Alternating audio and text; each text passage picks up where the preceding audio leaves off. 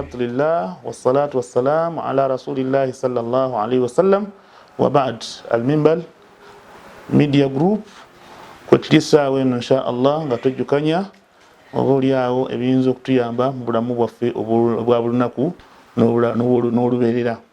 Insha Allah nyongera okubajjukiza nti mbaka Muhammad sallallahu alaihi wasallama ma min khairin illa dallana alayhi, teri kalungi okujjako yatulagira okubeera nga tukakola olw'obulungi obukalimu.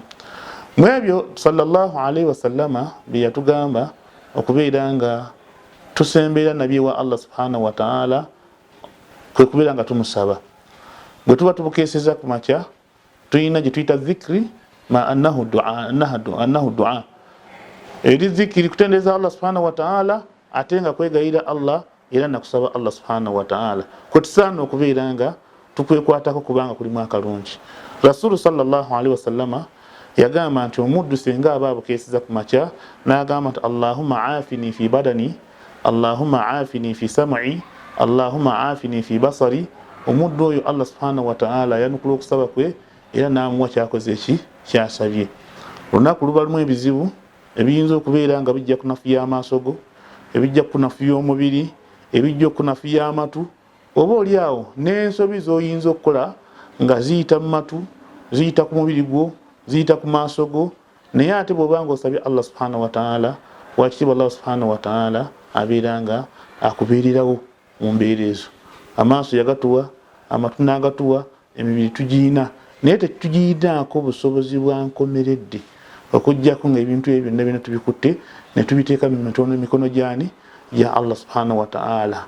Abitukuumire kye kisooka, ekyokubiri abikozese bye bisaanira okukola.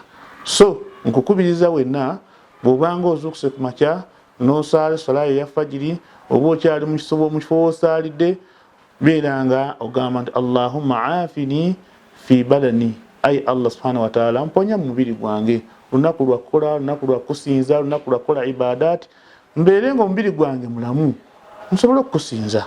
Allahumma aafini fi sam'i, ayi Allah subhanahu wa ta'ala mponya mu matu gange, okubeera nga mpulira ebibi, mpulira ebirungi n'ebirwadde ebiyita mu matu, ayi Allah subhanahu wa ta'ala nkusaba okole ki? Obimponye.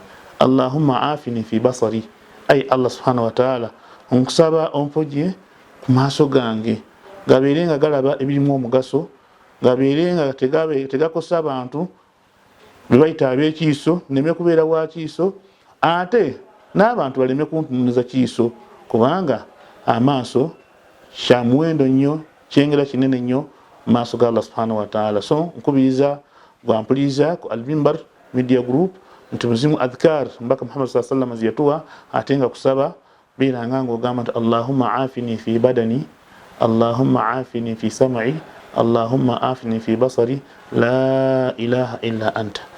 Ekigambo kisembayo nti la ilaha illa anta, teri asinzibwa mu butuufu okujja ku Allah subhanahu wa ta'ala. Gwe kamala wa byonna, gwe mukuumi wa bino ebyawaggulu byonna byonna, yeddwa ginjagadde okusibira olwaleero. Gamba nga nti Allahumma aafini fi badani, Allahumma aafini fi sam'i, Allahumma aafini fi basari, la ilaha illa anta. Wonooyogera ebyo ojja kuweesibwa olunaku lulunana. Wa barakallahu fiikum. Assalamu alaikum wa rahmatullahi wa barakatuh.